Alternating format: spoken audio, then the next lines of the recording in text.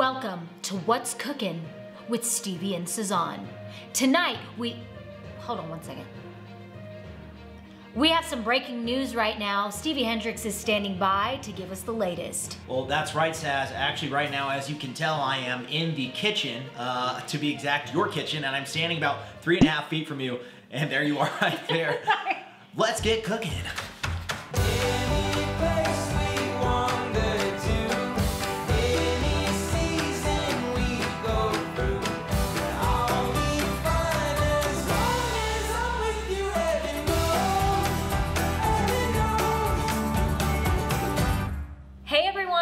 Welcome back to my channel. Tonight, Stevie and I are trying to be healthy. So we actually went on to Half-Baked Harvest, which is one of my go-tos when it's getting late and we need to hurry up and find something to make. And I actually found a really healthy recipe on there. Well, there it is, ladies and gentlemen. It's a sun-dried tomato, chicken, and avocado Cobb salad with tahini ranch. This is the photo of what it's supposed to look like, and that's a tall order. Her photos are so cute. If you don't follow Half-Baked Harvest on IG, follow her. She's so cute. And by the way, we're gonna have her on our podcast in a few weeks. So if you guys have questions for Tegan, comment below, let us know. It could really be about anything. We'll ask her on the show as many questions as we can. We're gonna answer some relationship questions. I asked you, fam, on my Instagram to send us your questions. And so we're gonna try our best to multitask and make this recipe. What we're using tonight, arugula and chopped spinach.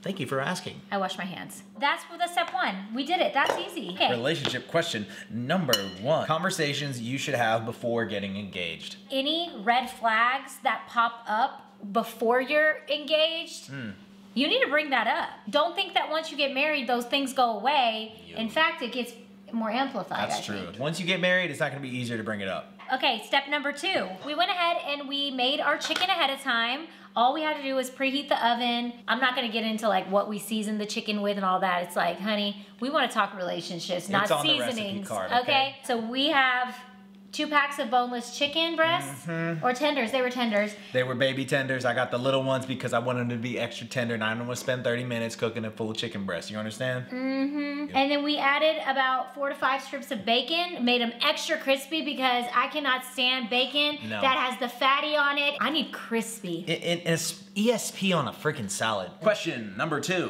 What was the biggest lesson you learned when you first got married? Men and women have different ideas of what a clean place looks like. We didn't live together before we got married, so for me it was a little bit of a culture shock. My biggest thing was learning how to work on my tone of voice that first year. I was very much like, even when I was happy, I'd be like, Steve, do you want to go to the movies tonight? And you were like, why are you yelling at me? What did I do? And I'm like, this is just how I talk. I'm not mad.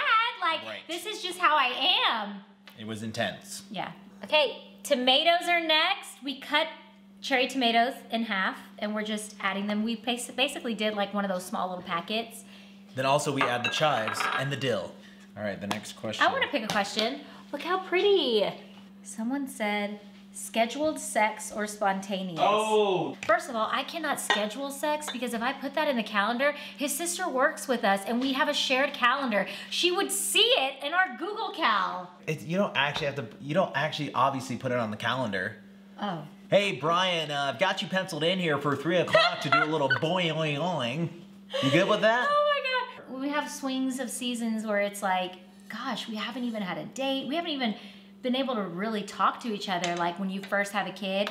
It gets kind of sad because you don't realize how much you need that time with your significant other until you literally start starving for it. Things took a turn in our business and we had to really address some things and we couldn't shut the emails off. So anyways, that on top of, for me, breastfeeding around the clock and then you trying to keep up with Teeny in the house, we just kind of were in passing. We would just sort of pass each other. Like, hey. Babe, all right, you taking Teeny to school? All right, okay, cool.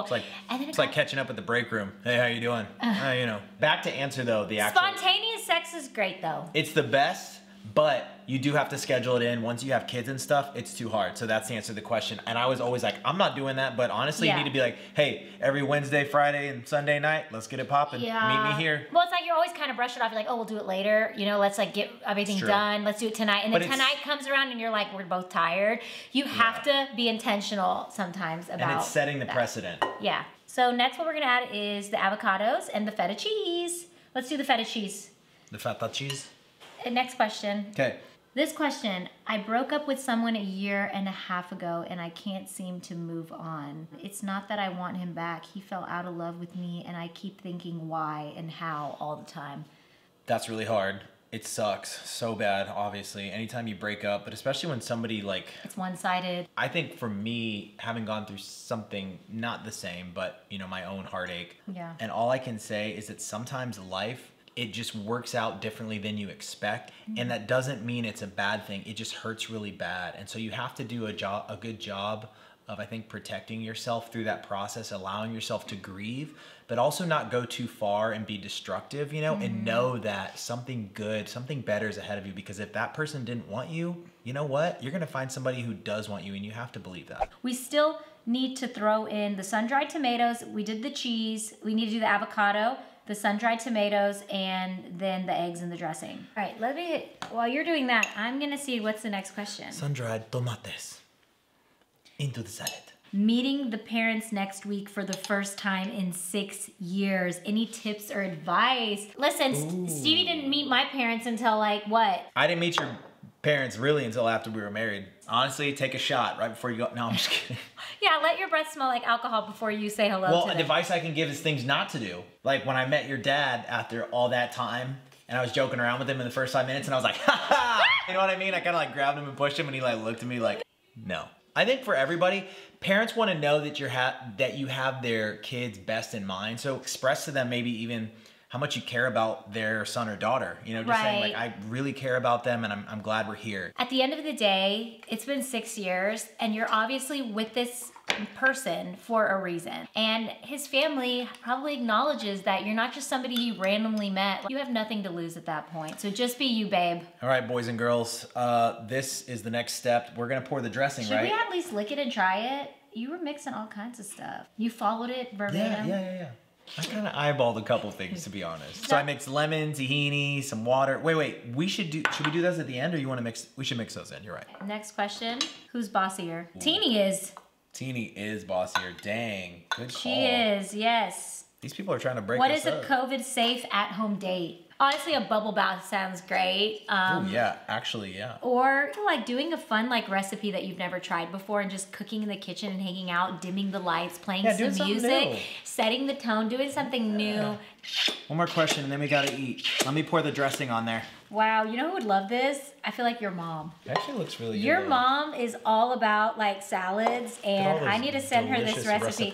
We're gonna add our eggs and then we're done. Just make it cute. Oh, Lord. Just throw them on top, you know? Okay, we tried. I did cook an extra one. Listen, how is it? I mean, the eggs are drier than I want, but they're good. Okay, one last relationship question and then we're done. How do you guys figure out a compromise in marriage? Let's drop the mic with that one. We don't keep tabs on each other like, oh, well, you got to do this. You gotta make sure that you're both getting what you need, and you gotta give the other person what they need and vice versa. Take a bite. See if it's any good. Okay, but I really hope it is good. Let's try it, babe. Great. Cheers. Yum. It's good. I should make more dressing. No, I think that it's perfect. Really? Yeah, I don't think it needs dressing. What's the compromise? I'll make it on the side. You put it on whatever you want. Bam! There you go. All right, guys. Thanks for watching this video. If you made it this far in the video, we hope that you will like, comment, and subscribe. Don't forget to comment below and let us know what your questions are for Half-Baked Harvest. She will be on our podcast soon, and so we thought it'd be fun to do a recipe and also just ask her some of your questions. If you do try this recipe, share it with us and let us know. We hope that you enjoyed, and we hope that we gave them some great advice on relationship stuff. Absolutely, and tossing salad. Hey, bring that back here. Bye.